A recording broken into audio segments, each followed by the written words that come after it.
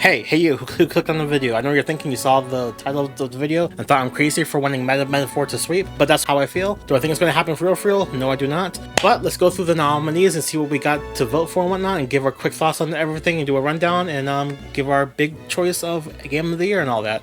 And see what we get in 2 weeks. Also, happy Thanksgiving. And yeah, that's that. So here are all of the categories, and like last year, we're going to go from the bottom and make our way back to the top. And of course, the stuff at the bottom I don't know. Best esports team, esports athlete, esports game, content creator of the year. Those four we're going to skip. However, for content creator of the year, I know of Queso and I know of Usada Pecora. I'm pretty sure Queso's going to win. Never heard of these other three. But if we were to vote, we'd vote for Usada Pecora because of this meme thing here. Not really a meme thing, but she did a collaboration with Dragon Quest, I think, for the mobile game. So that's pretty cool. And we like Dragon Quest over here. So why not, you know? We gotta sign in to vote. I'm not doing all that. Anyways, getting to the stuff that we can have an opinion on. Most anticipated game for us is Metro Prime 4. However, GTA 6 is gonna win this for sure. Otherwise, if not Metro Prime 4, I would say Ghost of Yote, because I did like Ghost of Tsushima. We played it on Twitch when that came out. I don't know if we're gonna get Death Stranding too. I don't know. I might. Depends. We'll see what else is coming around then. And Monster Hunter Wilds, I'm excited for that game, but I'm not buying it on PlayStation. If it comes to Switch 2, we're going to buy it, but otherwise, no. I've talked about that before in previous streams. Best adaptation. I don't watch this type of TV and stuff, so if I were to vote, as it just because, it'd be for Knuckles or Like a Dragon. Because Knuckles, because of Sonic, the movie 3 is coming out soon, and Like a Dragon, because I think it's funny. At least the series. I don't know about for the live action here, but you know, I don't know. Although I feel like you can't go wrong with Tomb Raider. Maybe I should check this out. Do you all think this is good? I don't know. What do you all think for best adaptation? Best multiplayer game. So for outstanding online multiplayer gameplay and design, including co-op and massively multiplayer experiences, irrespective of the game genre or platform. Okay, so this one will most likely go to Call of Duty for sure, because it's Call of Duty. My vote will be for Super Mario Party, because that's the only thing that I've played. As a multiplayer game, it is pretty fun and whatnot. Even though I've never played it, well, I've played with some people. Just with the 8-player thingy with that mode over there before the actual board thing. I haven't done it with actual people yet. Maybe in the stream that we just had, I'll do that with random people online. We'll see what happens. I don't know. I'm recording this before that stream, of course. And the other ones I don't have real opinion on. Best sports and racing. For the best traditional and non-traditional sports and racing games. Okay, so of these, I don't know. So no opinion on this. Best sim/strategy. Best game focused on real-time or turn-based simulation or strategy gameplay, irrespective of platform. So Kunitsugami Path of the Galgos, we played the demo for that. I really enjoyed that a lot. And I do want to play the full game. If you want to see me play the full game, let me know, because I will play it for you all. But otherwise, I'll probably play it on my own because of the type of game it is. I don't know, but it was fun. Check out the demo video we did and all that type of stuff. So if I didn't vote for that, I would say Unicorn Overlord, because I heard good things about that one as well. The other games I didn't even heard of before, so I don't know.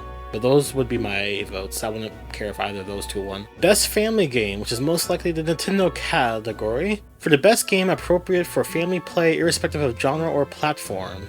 So with this, I know we're wearing a Zelda shirt right now, but it's not going to go to Echoes of Wisdom. Although I did enjoy the game. Video playthroughs going on right now. Make sure you check it out. If I had to vote, I would say Astrobot or Super Mario Party Jamboree. I want to say Astrobot because when I went to the store to pick it up, the cashier at the store, he was saying how he was looking forward to playing the game with his 6-year-old daughter. Like, oh, that's pretty cool. So because of that being said and me seeing that he was excited for that and the daughter was excited too, apparently, sit down with the kids and play the game or have them play of the game, you know? I don't know. So I would not be mad at anything winning here, basically. That's it.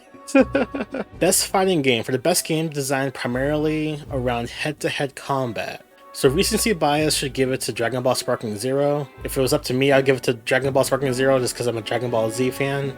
That's the only reason. Multiverses, back when it was in beta, it was alright, I guess. I don't know. We did a thing for that. The other stuff I don't know. And Tekken's Tekken. So Tekken's probably, I feel like this one should go to Tekken, but my personal vote would go to Dragon Ball as a just because. But I really think Tekken should win, just off of principle. But yeah. Best RPG. So our first showing of Metaphor ReFantazio. But it says for the best game design with rich player character customization and progression, including massively multiplayer experiences. So there's no multiplayer experiences in this stuff here, as far as I know. I think Elden Ring might have something. I don't know. But either way, though, we're gonna talk about the Elden Ring thing like later on.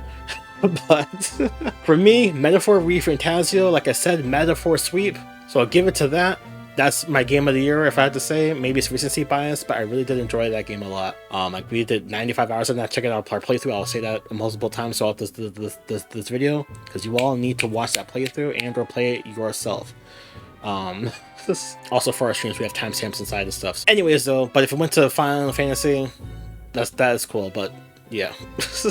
Best action adventure. For the best action adventure game combining combat and traversal with puzzle solving.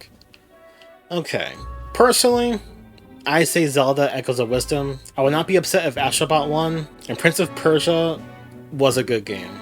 I enjoyed it a lot. We played that at the beginning of the year. We have playlists for that as well, although there's no timestamps in that one. But anyways, the Zelda fan in me is giving this to Zelda. Silent Hill 2 I never played. Star Wars Outlaws, I don't know. Next we got Best Action Game. For the best game in the action genre focused primarily on combat. So based on that alone, primarily on combat, Black Myth Wukong and Stellar Blade I know are that for sure.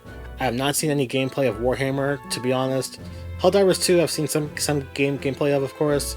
And Black Ops is Call of Duty, so... Personally, I'm saying Stellar Blade. Because that's the only one I've played here. I do want to play the Black Myth Wukong game, but I'd rather get the physical, and that comes out in like a couple weeks, I think. So I can't say from my personal experience. But Stellar Blade, I did enjoy that a lot. They had heavy focus on the combat and gameplay for that. So we'll give it to Stellar Blade as just because. Next we have Best VR and AR. So for the best game experience playable in virtual or augmented reality irrespective of platform. No opinion on this.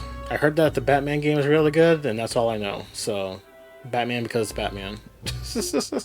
If Yu-Gi-Oh! Ever gets a real VR game, I will buy a VR headset just for that one game, and it better be nominated, and it better win.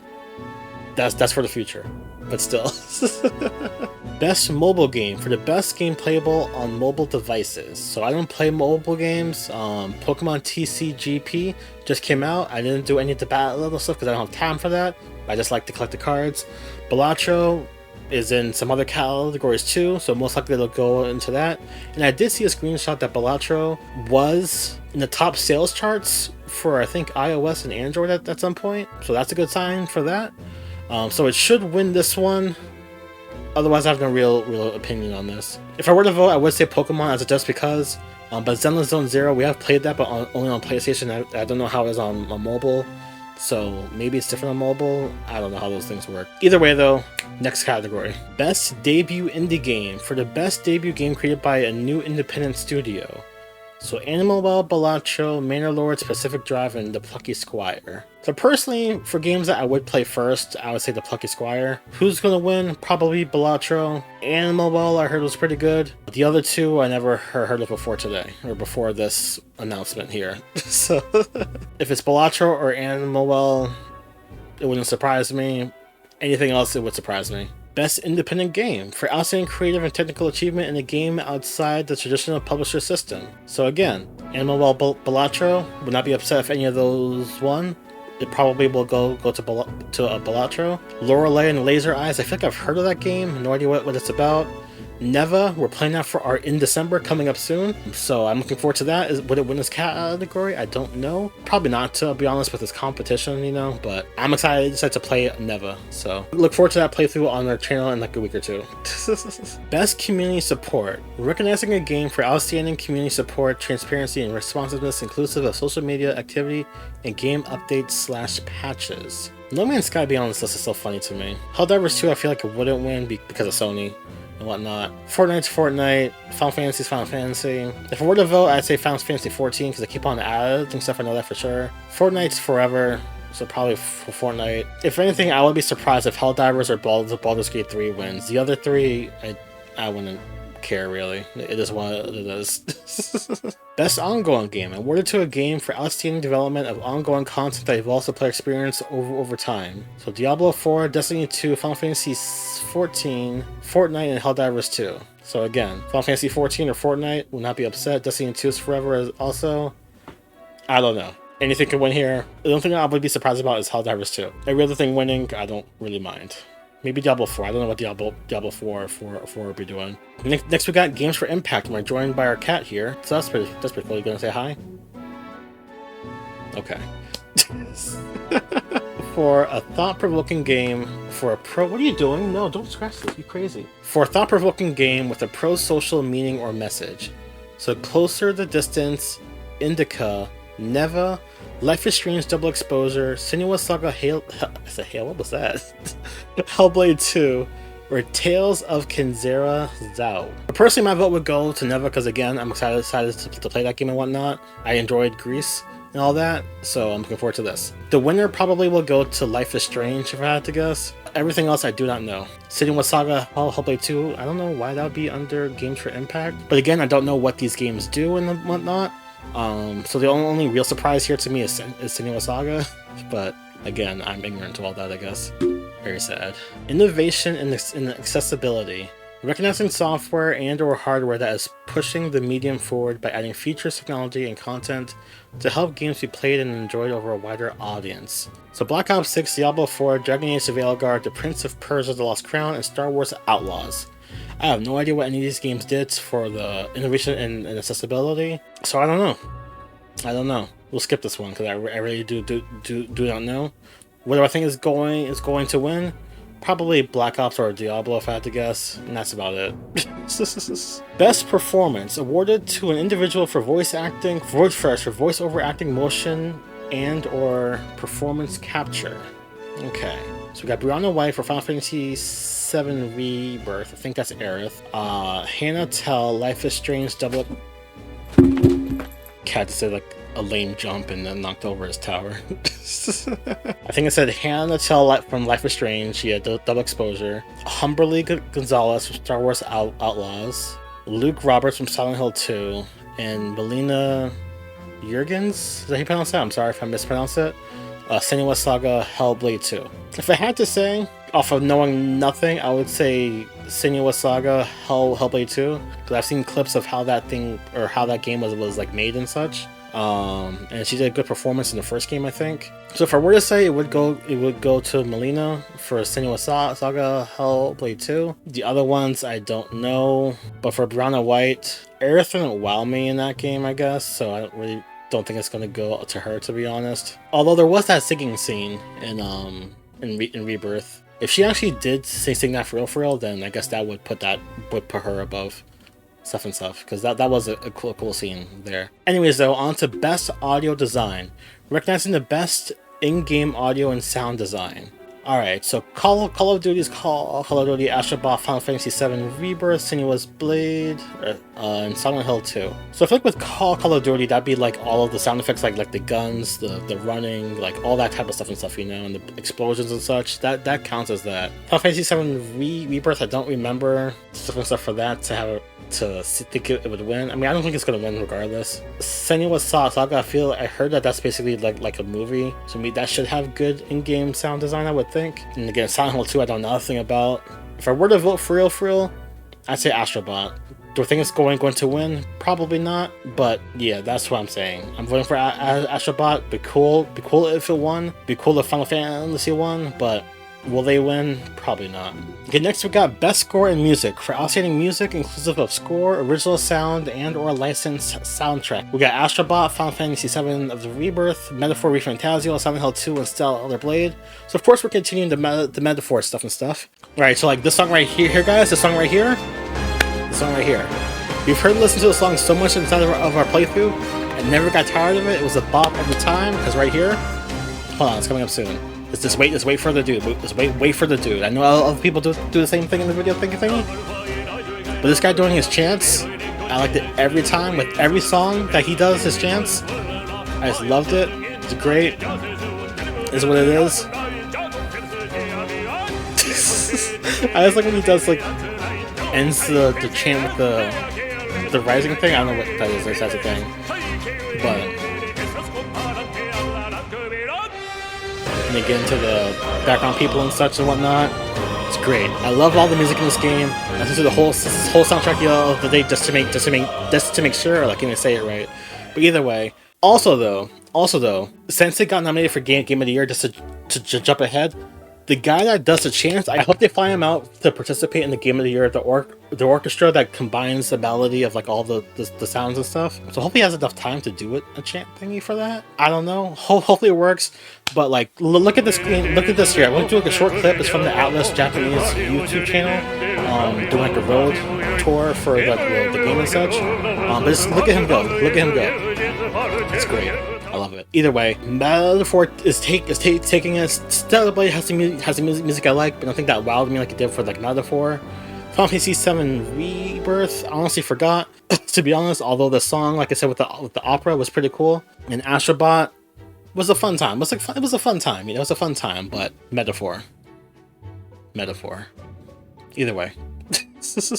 Best Art Direction for outstanding creative and or technical achievement in artistic design and animation. Okay, so we got Astrobot, Black Myth Wukong, Elden Ring's Shadow of the Erdtree, Metaphor Refantasio, and Neva. So Neva is definitely art style, like a very artistic game, from the trailers and such and whatnot that we've seen. Would I be upset if it won? No. Will it win? Most likely not. Although it would be cool because it's the only indie game here, so I would not be upset. Metaphor, of course I'd vote for that. And then it's like, some of the bosses in that game were from like 16th century artists depicting hell, I think. I'll show a picture here. I think it's from like Game Rants is where I got this picture from. They put a thingy showing some of the comparisons. But it's from a 16th century artist depicting hell, I think. Oh, wait, I'll put his name up here as well. But yeah, so I vote for just for that, for the human designs and such. I heard Black Myth Wukong had some cool stuff. Again, Astrobot was a fun time, very different for Sony, but it's Astrobot. Astrobot's like the playful type of thing. So I would not be mad at any of these winning, except for Elden Ring, just because of principle. I'm not saying I'm anti-Elden Ring, but because of this new rule and it snubbing Xenoblade in the past, if they had this rule, because I saw some posts saying, I'm doing this rant early. I saw some posts talking about how Xenoblade had got snubbed because of this new rule, because Xenoblade 2, that DLC was great, and you can play that DLC without the base game. So you can play the DLC as like its own for real. Like what?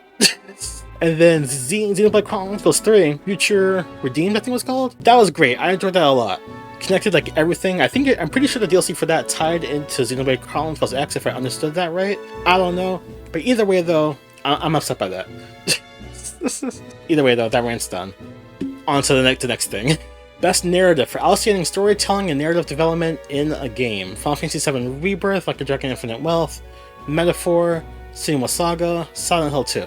So for narrative, Silent Hill 2 I heard is a good narrative type of game, whatnot. Senua's Saga I heard is like a movie, so sure. Metaphor, that's our vote. I love the plot for that. Xenoblade loves the plot is what we were saying inside of our streams.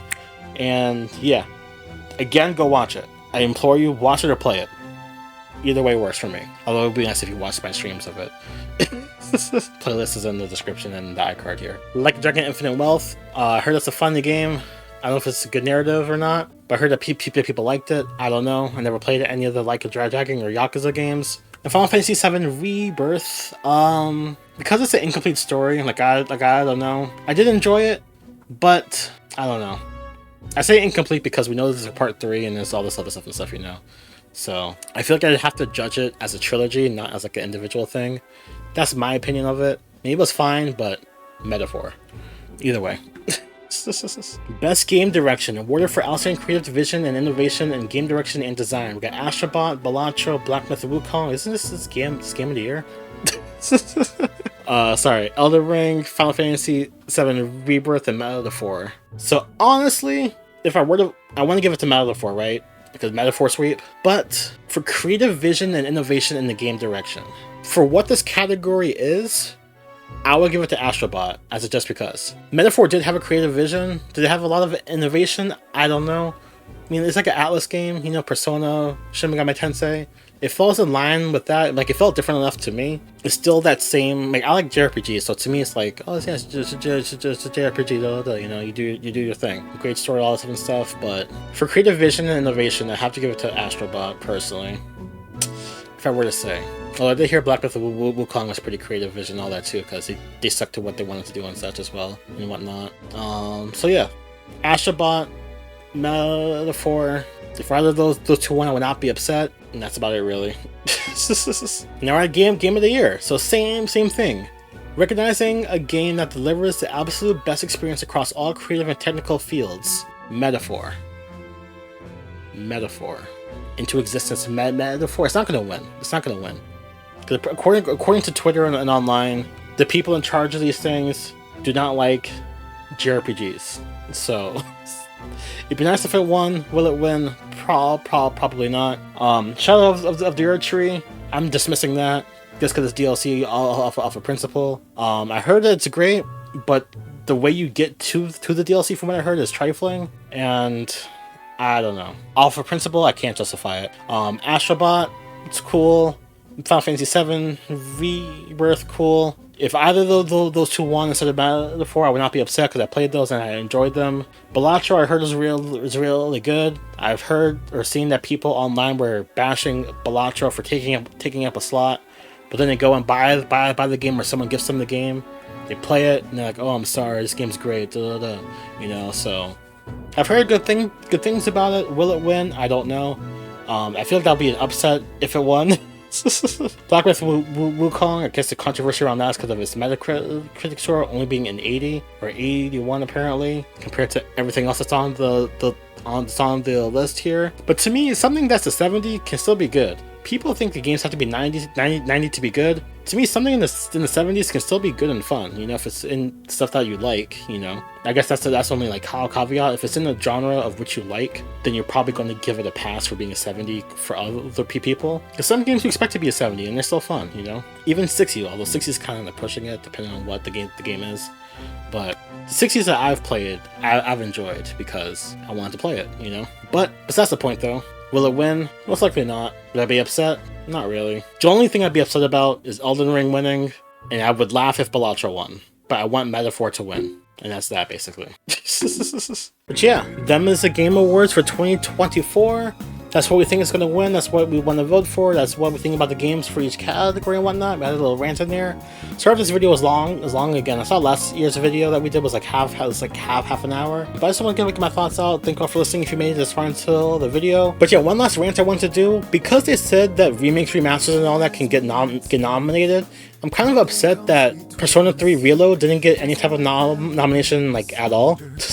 Paper Mario 1000 Year Door, I'm slightly surprised about that one, but I guess with this competition for the family game, I don't know. But Persona 3 for music, I thought that would have happened, you know, but cause our favorite song is playing like right now for this.